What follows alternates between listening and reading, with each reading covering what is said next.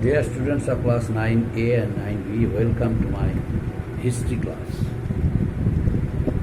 Today I have chosen a new lesson for you as a part of the syllabus of half-yearly exam.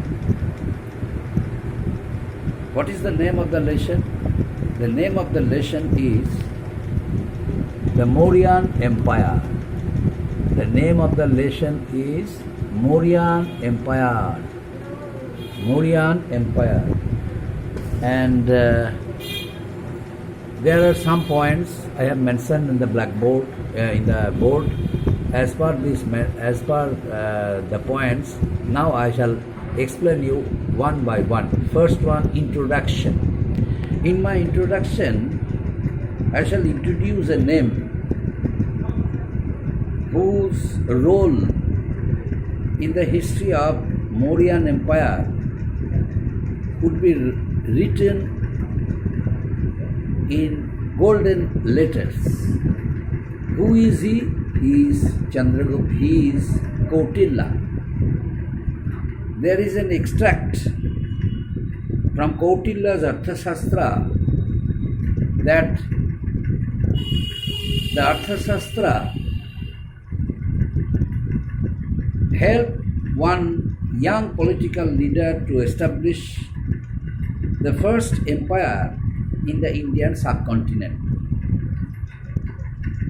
That very personality who represented our country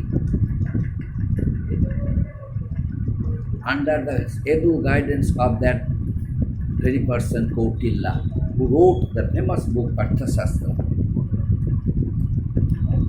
The power and the glory of the empire demonstrate the effectiveness of the hard work and rigid routine that the Arthashastra prescribes for the king. The king, Chandragupta Maurya, dedicated his whole life for the noble cause of his country's upliftment, development, and all-round development and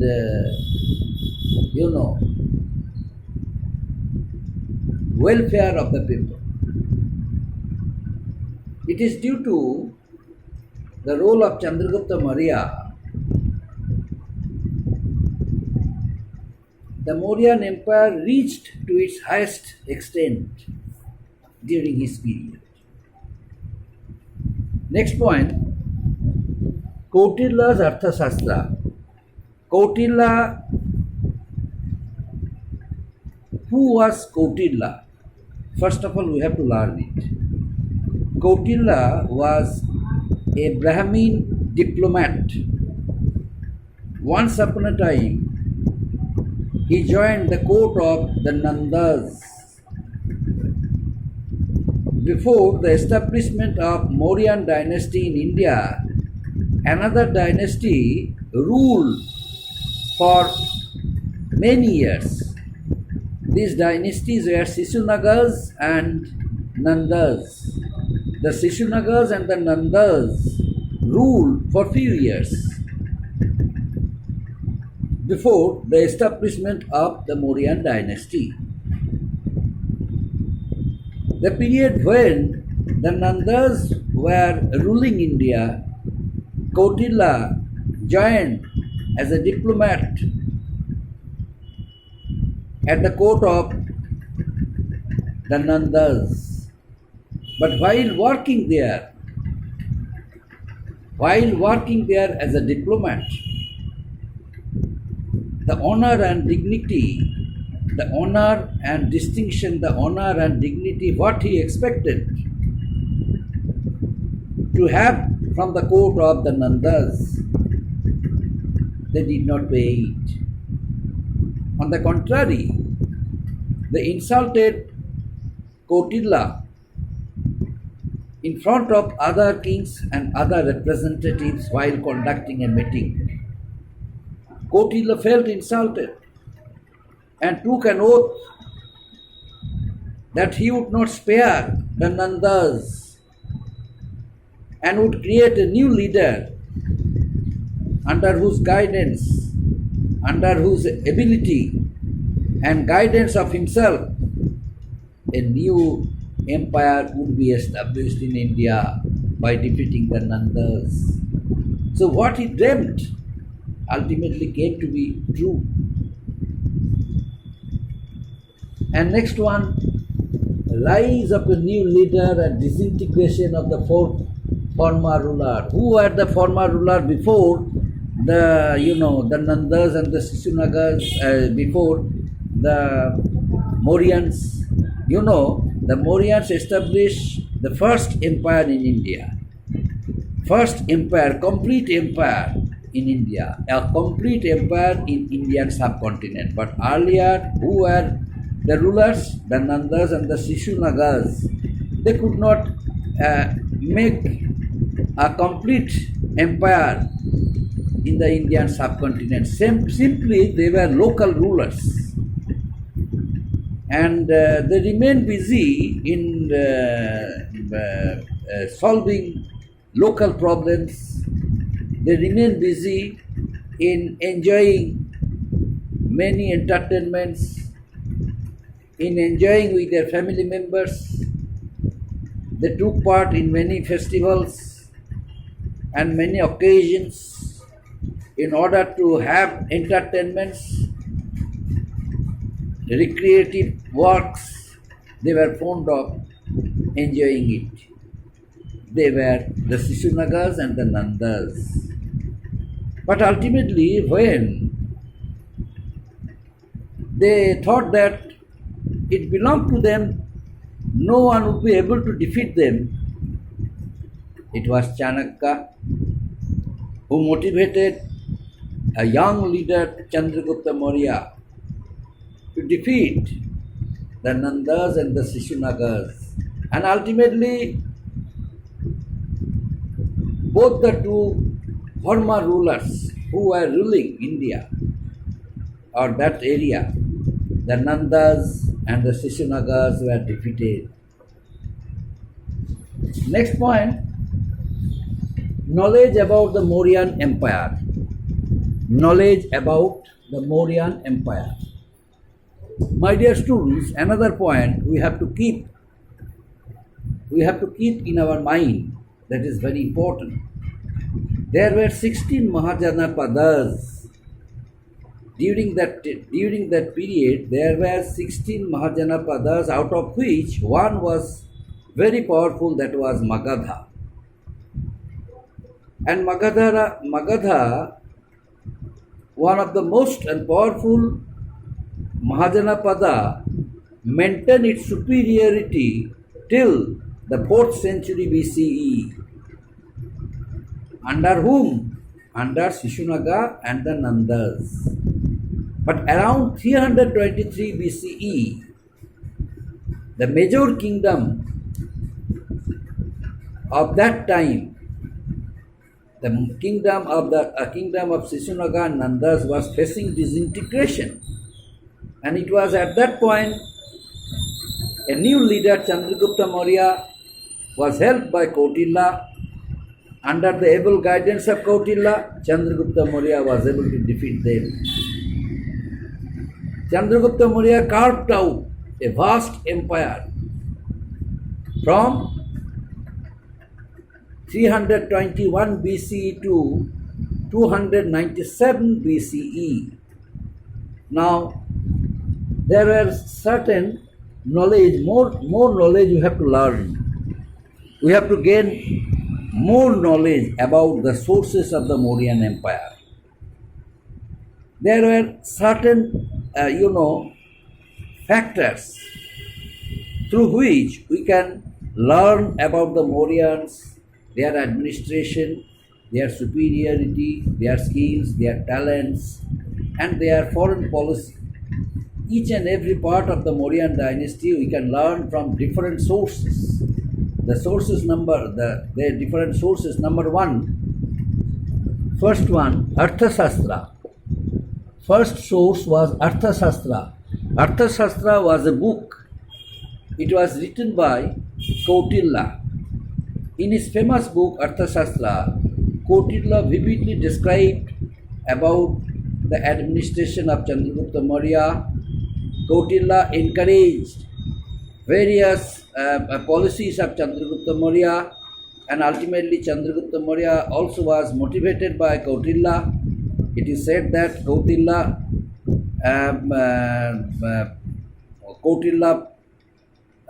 made certain, techniques and methods and some policies also, which were followed by Chandragupta Maurya.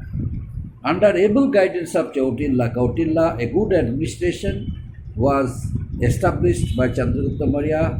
A good administration helped the people of the country. So during his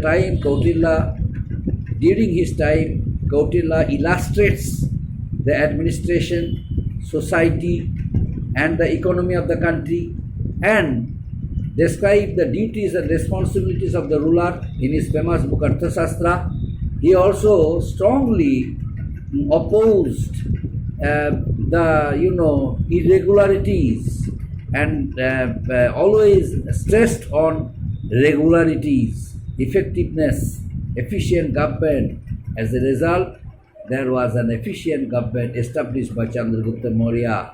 And next one, Indica. Next point, my dear students, Indica. Indica. What is Indica? Indica also was a book written by Megasthenes. Who was Megasthenes? Megasthenes was a ambassador who came from Greece. He was actually an ambassador of Seleucus Nicator. Who was Seleucus Nicator? Seleucus Nicator was the general of Alexander the Great. Once upon a time, when Alexander came to India to invade our country, Seleucus also came with him. While staying in India, what knowledge Seleucus gained from the subcontinent India, he decided to utilize it properly after the death of his master Alexander the Great. As a result, after the death of Alexander the Great, Seleucus Nicator sent Megasthenes as the ambassador at the court of Chandragupta Maurya, because Seleucus Nicator heard a lot about the superiority, about the skills, talents of Chandragupta Maurya. That Chandragupta Maurya was a great fighter, courageous fighter, brave ruler, good administrator, was known to Seleucus. That's why Seleucus decided to send one ambassador at the court of Chandragupta Maurya. And it was there only one efficient person, reliable person of Seleucus Nicator. Who was he? He was Megasthenes. That's why he chose Megasthenes to be an ambassador at the court of Chandragupta Maurya and sent him at the court of Chandragupta Maurya.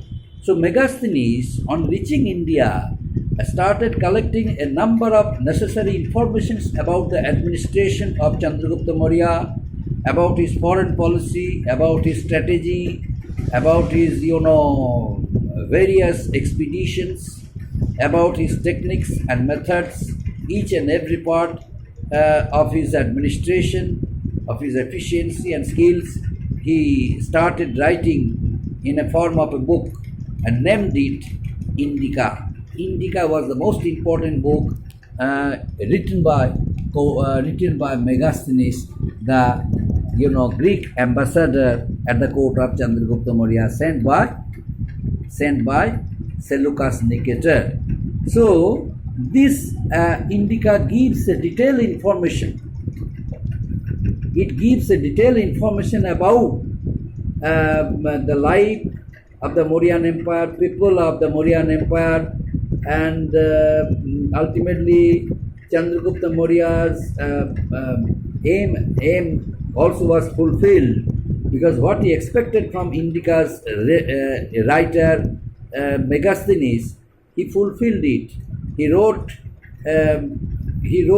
the positive sides of Chandragupta Maurya and his empire, and also he did not leave any negative sides about the rule and administration of Chandragupta Maurya, and what he had witnessed, he wrote it confidently. And next point, Mudra Rakshasa. Mudra Rakshasa was another one information and another one source of information about the Mauryas. Mudra Rakshasa was also a book. It was written by Vishakha Datta. It was written by a Bengali writer, Vishakha Datta, during that period. Mudra Rakshasa, in this famous book, Vishakha Datta wrote about the positiveness of Chandragupta Maurya and his courage, that he was a courageous ruler, brave ruler. He also strongly proved it in his book, in his famous book, Mudra Rakshasa. And in this famous book, Vishakha Datta, also explained the struggle of Chandragupta Maurya and battle between Chandragupta Maurya and the Nandas under the guidelines of Kautilya, the famous diplomat, and how did Chandragupta Maurya overthrow the ruler of the Nandas. He rightly pointed out in his famous book, Vishakha Datta's, in his famous book, Mudra Rakshasa. In his famous book, he also gives us a detailed information about the life and administrative skills of Chandragupta Maurya. And next one, Chronicles of Ceylon.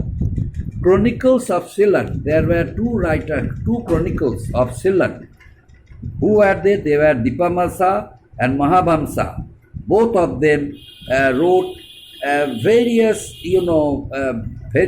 features, characteristic features about the rule of Ashoka, Emperor Ashoka, the famous Emperor Ashoka. We come to know about Emperor Ashoka from the chronicles of Dipavamsa and Mahavamsa. Both of them were Ceylonese chronicles, and they helped to reconstruct the history of Ashoka. So these are the important archaeological sources. These are the important historical sources and literary. We come to know by reading their books about the rule of Chandragupta Maurya, about the rule of Emperor Ashoka. Besides these informations, besides these sources, there are more archaeological sources which also which established the superiority of other Mauryan kings. Next day we shall come to know about them, the archaeological sources and its explanation and the superiority of other Mauryan rulers. Up to this, my dear students, thank you.